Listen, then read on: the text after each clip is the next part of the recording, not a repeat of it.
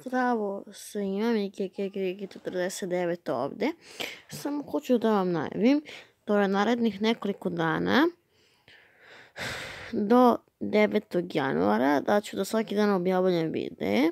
Snimio sam upravo sad jedan video, malo loše kvalitete, malo ću da ga uredim u editoru, tako da neću večeras objaviti, već ću samo ovaj video objaviti. Onaj video danas da sam pokazao sve svoje ponije, to računajte kao današnji video. Sutra će da bude video gde poni dobijaju stare Deda Mraza i bit će ako neko video kao što sam najavio onaj live poni na odmoru.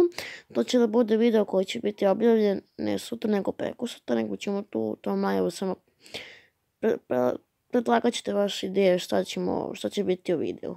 Ok, zdravo!